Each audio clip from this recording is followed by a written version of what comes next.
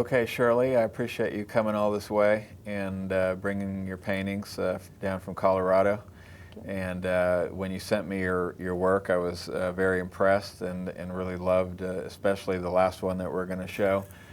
We've got 3 that we're going to talk about, and but that last one, I just love it. I think the composition and everything. But let's talk about this one here, which you said you actually brought down, and it's still wet. You're still working on it, which is very. I was amazed that you were willing to bring it down on a plane, wet like that. But the way you packed it, it survived. But this is wonderful. I think that the face is especially good. I love the way you're doing the fabric. You said you're not done with the fabric yet. Correct. And but I thought that in terms of the criticism that I have, this is really fantastic portraiture. I mean, like high level stuff.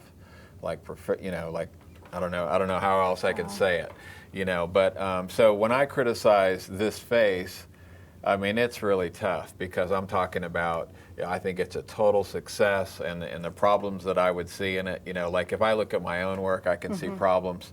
So, and this is a very subtle thing. I mean, you did so many things right. The subtlety, I was looking at some of your early portraits, and you were over-defining things and doing some things, and I don't see any of that here. I see all the subtlety, the beautiful, I love how you lose the nose line, here on this side of the nostril, right? Completely lose the line, which is something that you want to draw it in, and so you avoided that temptation if it was one. And I love the colors and the pinks and the blues and the background. It's abstract.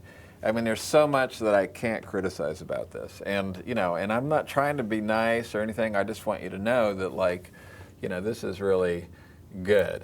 And okay, so what can I criticize? And this is really, and I think that there's just the slightest bit right here in the face. There's a little bit more contour. There's a little bit more sort of sculptured, even though the lines are more subtle, but the actual shaping and the sort of sculpting of it is a slightly more, there's a little more shape. There's a little more, than there is in the source. Can we take a look at the source picture? Absolutely, yeah. Yeah. So this is the source, and and there's some paint on here, so it's not perfect. So it's a little bit more sculptured, a little bit more defined, not in lines. It's a lot more fun to sculpture, to sort of put in the shapes and stuff. Like when you see them, it's enjoyable to you. You know what I mean? Like when you're sitting there and you paint it in, and you see the, whatever it is, you tend to like it because you feel like, oh, I've got it, Right. But so anyway, it's a tendency. It's the whole, which is more subtle question. Right. Anyway, I like this. I mean, if you say it's not done, I love the mix of the pink and the sort of off greens and stuff, and the grays. Yeah. Would you put all that detail in? No, I think it's finished. I wouldn't do anything to it. Wow. I love it. Cool. I mean, that's some of that's a matter of taste, but I don't like that. For instance, there's some blood reds in here, and I actually prefer it the way you've done it. The one thing that might be something that you might fix is there's a little bit of shadow here around this hair, and that sitting on the white there, you're losing some of your depth there. So I would fix that probably. Okay. So it's great, and this is you took this photograph. I did. And composed it and everything, right? Yeah. Yeah. Great. Let's go look at the next one. Right. Okay, so this is a nice little still life, simple still life, and I really like the way you did a wonderful job on getting the subtlety in here. In other words, the grapes are not over-defined, in my opinion. They look like they're, you even lost some of your lines here and there. It's, in there, and there's enough of a abstraction. The tendency when you paint grapes is grape, grape, grape, grape, grape, with space between each one instead of overlapping and like you've got it. Yeah. So you work from photograph. Was the bowl that color? Yeah. It was just a purple bowl like that? It is. Yeah. I really like the painting in terms of the simple composition of it, you know, and just the greens and the fabric and everything. This is absolutely a matter of taste, but the only thing I don't like about the color composition, whatever, I don't like the purple in this color scheme as much as, you know, like the greens and the browns and that's, you know, but that's just, I don't even need to really mention that. Like I said, it really is a matter of taste. You know what I mean by that? Yeah. I mean, if you like it, if you like that, you know, some people like bright colors, some people don't, you know, nobody's right.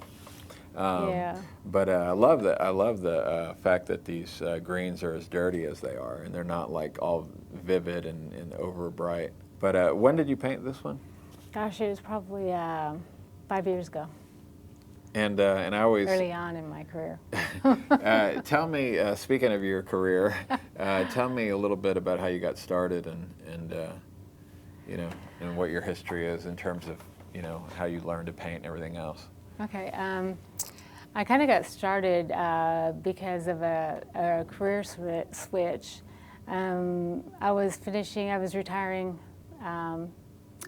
doing my career that I had been doing as a pilot, and then I was trying to find something to kind of take up my time. And what sort of pilot were you? A commercial pilot. Oh wow, flying what airplanes? It's a Q400. It's a turboprop aircraft, 74 seat. It's a great airplane. Love it. Yeah. So yeah, and the company that I was with, they got rid of the aircraft, so I was furloughed, and I thought, well, until I found another flying job, I thought, well, I'll do something that I like to do. And I always liked to doodle when I was a kid, and so I just took a small drawing class in a small town that I lived. And after the little drawing class that I did, I just kind of jumped in. I've enjoyed it ever since. Were you I mean, were you frustrated in the beginning, like not know? I mean, when did it take? How long did it take before you were painting close to this level? I have only painted probably 14 paintings in my career, or just my hobby of doing art.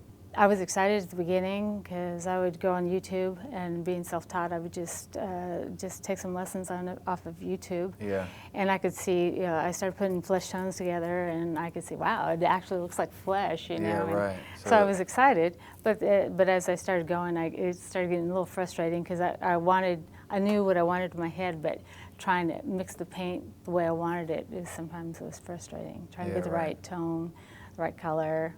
Do you feel like now that you've mastered the color mixing? No. Oh, no. I enjoy it. I'm a lot better at it, but I'm having a hard time seeing the right value. And that's where it's hard to get the right value until I started doing your method of actually doing value color checks right on the picture. Right.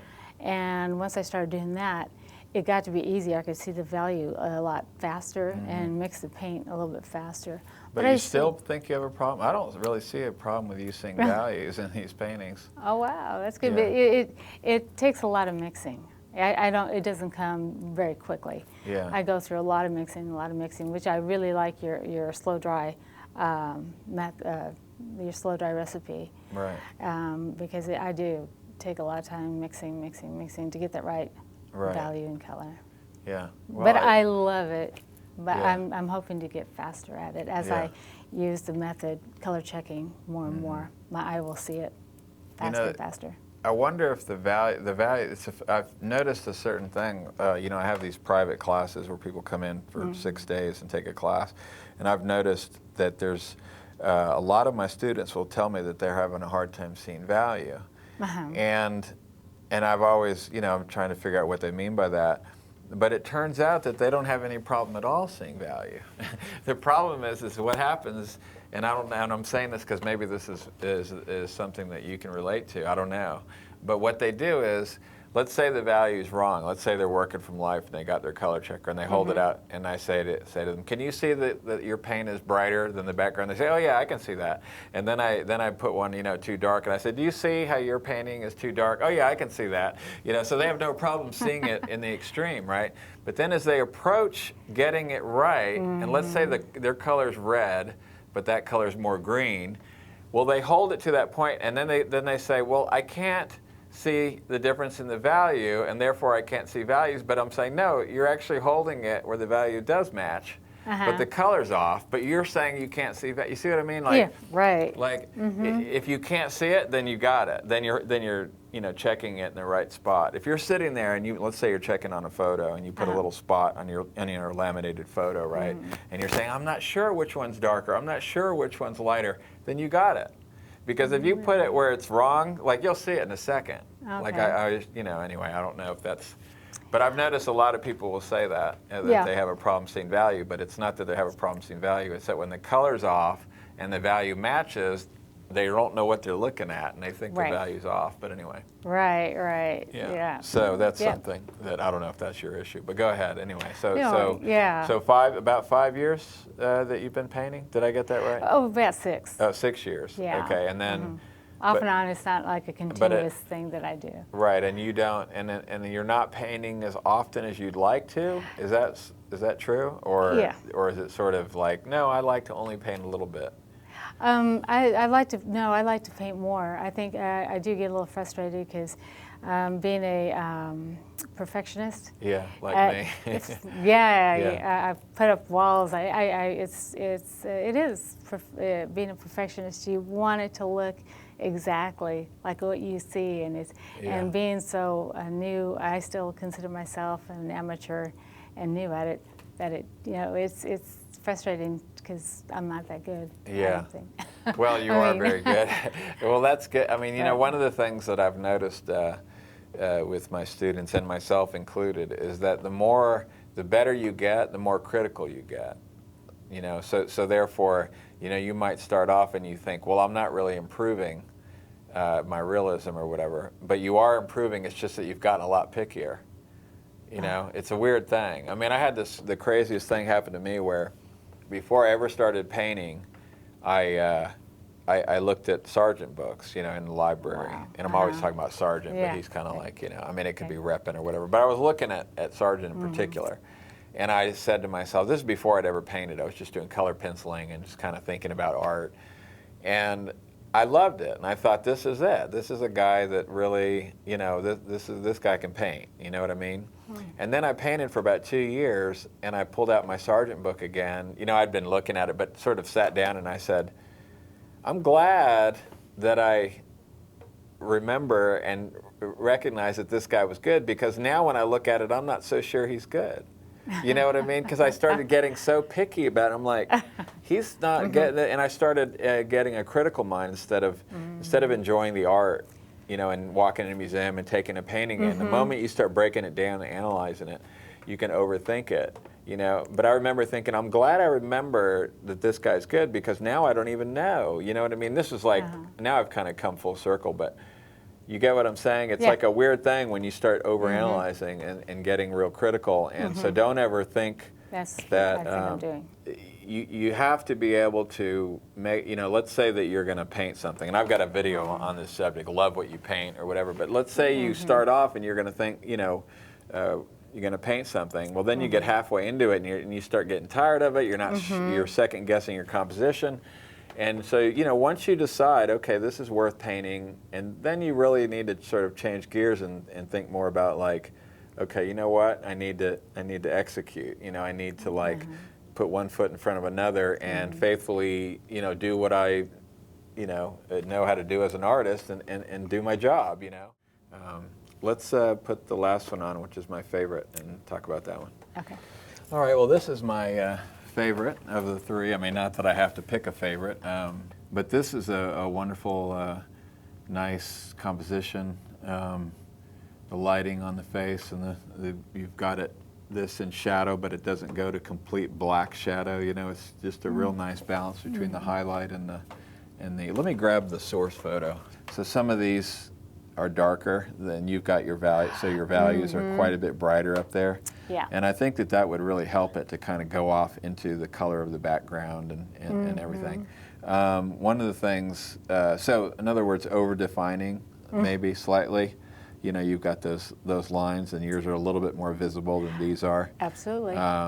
And I never saw that before. yeah, and so always, I mean, I say that the number one, you know, value mistake or whatever that people make is, you know, or the one question, the one what's the difference question that doesn't get asked is which is more subtle. Yeah. You know, for some reason, you don't think to ask it. Yeah. So anyway, I can see that now. Yes. and that's so another thing is that you see the crease on the eye here, right here. This has got a lot more red in it than that does, and it's one of those. And you can almost count on it. It's in the nose here too. Do you see how much more red? Yep. And so that's just a color checking, you know, issue. But maybe even a little bit more than that. yeah, that's right. And you'd be surprised. I mean, like that's just blood red. I mean, Yeah. noses and nostrils, for some reason we don't see it. But if you go and you do your color checking, you'll find that it's just can be like, I mean, you can paint pure alizarin crimson inside of somebody's nose sometimes. It's just, I don't know why, but we don't notice it as much. I mean, you can see it in that nostril. It's just pure red. So, and that's also true in the crease of the lip. And you know, the reason that that's happening there is because this is just the way light works. But as it bounces in there in the crease of your lip, it's reflecting off of red. You know, red is reflecting into red, and so it gets more concentrated as it goes into the crease. Not that you need to know that, but there's always that.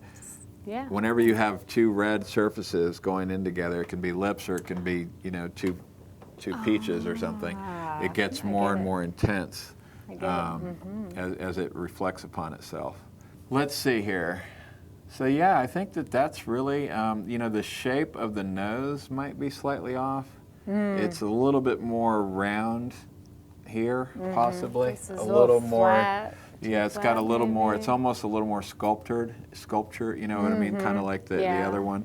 So where this is very that if you see that reflection coming across here, it's almost non-existent. Where you've put it in a little stronger. So it's just that same old thing where you're over-defining slightly.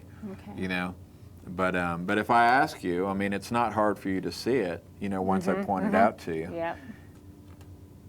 Well, what I do like, I like how you lost the line right there. But it's just, you just got a little bit more going on. Like if you can see, imagine if you think about things like shapes. So here's this shadow on the nose. Now if you think about that like, you know, clouds moving across the sky, do you see how your cloud, so I'm taking it out of context. And when you do that, it helps you to see things better. So if these are dark little smudgy clouds moving across the sky, look how less significant those clouds are. Yeah. Do you see how that kind of changes your reference, and by doing that, it really helps you to see things differently? Yeah. So, I can see that now. It's amazing. And one of the tricks that I do lately This is really is strong. Yeah. sometimes, like if you can't think of clouds, and you almost have to have something to think about to kind of flip your brain. But what I'll do is I look at something, whether it's, you know, some, you know, hair, a clump of hair, a clump of leaves, or whatever it is, and I imagine it like it's a map, like a satellite map of a landscape, you know, and I'll just imagine that, like, you know, and that sort of, it's sometimes hard to do, like on a face or lips or whatever, but if you imagine this as like, you know, top-down sand dunes or some kind of feature, and think about this like a mountain range, and that like, you see how now think about the shape of this, and now look at that and say, now look at this mountain range. You see how that mountain range is so much more subtle? Soft. Right? So when you think about it as a mountain range or as a satellite image, it totally changes your way of thinking about it, and you can see things better. Does that, you get what I'm talking about? And sometimes I'll turn the turn it upside painting down. upside down and photograph it, just so I can just see what I should be looking at, not what I want to be there. And make it something else. Yeah, that's exactly the same kind of deal. Like you just kind of change your way of looking at it. But it really is great. Thank you. And you know, it's the over-defining thing. But I noticed that you really lose that eye into that shadow, and you did a pretty good job. But you can barely. That's a real picky one. But anyway, they're wonderful. I think it's fantastic. What is the as far as trying to sell your paintings, or is that important? Is that something that you care about? You know, to see my work out there, that people enjoy it. You know, whether they pay for it, or whether they see it and they enjoy it. Right. And it does take a lot of time, so I don't know. Money well, I is think good. the reason I ask is because, you know, a big part of whether you're going to enjoy it or not is like what you were talking about before. Like, that's very real. So I think that if you can, if it's possible for you to paint what you want to paint, like 100% what you want to do, then you ought to do it. And that there's even a lot of reasons why that can even be, you'll be more successful in the end doing that. You know, even you know, if you're not thinking about that side of it. And I think that that's great. When the world was like the worst time to be an artist, right? It might be, I mean, obviously, if you go back far enough, you know, but in terms of, you know, when people were doing oil paintings in history, the worst time to be, I would think, would be like, you know, in the ages when the kings and the Pope and the Pope's men were the ones that dictated what everybody painted, and the only work you could get would be working for the king or the king's men or the Pope or one of the cardinals or somebody, and that was it. And so you had to please that very small group of people, and they weren't people that were easy. Not only they didn't have taste typically. They had, you know, ridiculous demands. They'd tell you, I want it to be like this, and you'd have to go out and do exactly what they said, you know. Right. And yet, think about the fact that some of the greatest paintings in history came out of that period. Isn't that interesting? Yeah. You know, now artists are free. We can do anything we want. So not that there's not great art today, but I just mean, you know, sort of all of that sort of standard of realism, Velázquez and everybody else was, you know, established when you had to paint for the king. Under you know? pressure and to do. Yeah. So maybe we need that, you know. But you know what? I think these. So you've really only, how many total paintings did you say you've done? 14 finished. 14. Yeah. So that's 6 years. Yeah. So it sounds like you're naturally a very careful, methodical person, which. I think everything that I do, I want it to be a finished, real nice piece of art. I don't really do anything just for really the fun of it. I might start it like that, like the grapes. That was just for the fun of it. But I worked really hard on it, and you know, I wanted it to be a nice, finished piece of art. Yeah. You know, went from just the fun of it to I want it to look good as well. Yeah. And yeah, that's a good way to be. And by the way, I have my own art supply company right here in Austin, Texas, and we manufacture all of our own products. We have a whole line of paint and brush holders, palettes, color checkers, all sorts of things. So go check that out if you haven't at genevafineart.com.